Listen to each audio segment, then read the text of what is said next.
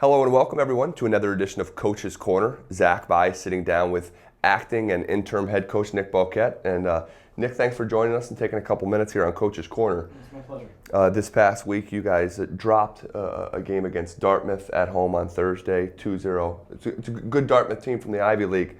What are some of your takeaways from that game? Yeah, we learned a lot from that game. Dartmouth is a quality opponent, one that you don't get to take breaks on. And we had some really bright spells during the game where we really controlled the pace of it, but we also had some down spells. And Dartmouth punished us for those down spells. So, what we're taking away from games like that is that, playing 2/3 of the game or 60 minutes or 70 minutes isn't enough.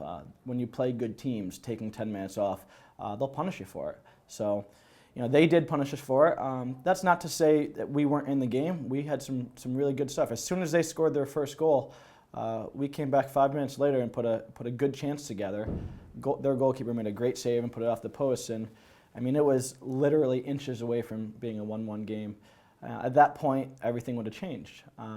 So then we pressured them for the last 20 minutes pretty well. They scored their second one. We were pretty committed to going forward and had numbers forward. So, you read into that what you will. But there was some really good stuff. Another good response after we went down. We certainly didn't hang our heads or feel sorry for ourselves. We fought on and did a lot to try to earn that goal back. So. What do you tell your team after the game? And I know that you're acting coach at this level for the first time now. In addressing the team after a loss like that, what do you say? Well, we've talked a lot about this season is how are we responding to all the ups and downs of the season.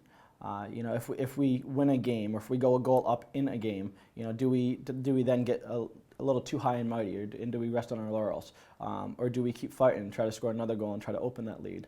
If we're losing a game, if we go a goal and no down, then how do we respond? Are we frantic? Are we scared? Are we anxious? Or are we just going to dig in and fight and decide that they're not going to beat us that day, and we're gonna claw our way back? So, that's what we talk about a lot. Is no matter what point in the game you're at, let your body language be the same, and let your body language not indicate whether you're up or down.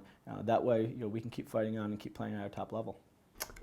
Before we look ahead to the schedule here, I got to ask you about the traditional head coach, for lack of a better term, and Caitlin Coachella. How's she doing at home with the new baby? She's doing outstanding. Baby is doing outstanding as well, as is her husband Powell. She's getting back more and more when she can. Obviously, it's not easy. The baby's not 3 weeks old yet. So she's at home scouting 6 different games a night and trying to stay involved every way she can. She's been at all of our home games so far, and she's going to be around more and more as her situation permits. And provided that baby Creighton still is behaving himself, I think we'll see her more and more soon.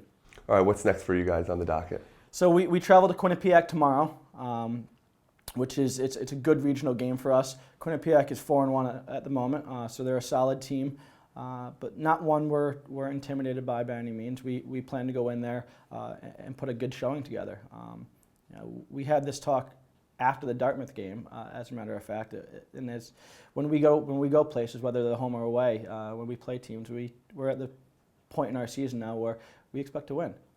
We want to be hitting our stride. We want to be playing better and better, and we want to be looking out for one another and working together and fighting on together. And end of the day, we expect to win these games now. So that's what we expect on Tuesday, on tomorrow, and then in Seton Hall, right? Yeah, and then we travel to a Big East opponent in Seton Hall on Sunday, which is another good game for us. Yeah. We've already played an ACC team this year. We've played a A10 team. So I mean, Big East is just one more big guy, if you will, that we're not scared of, and we'll go in there expecting to win as well. All right, thanks for a couple minutes, and best of luck here in these next couple matches.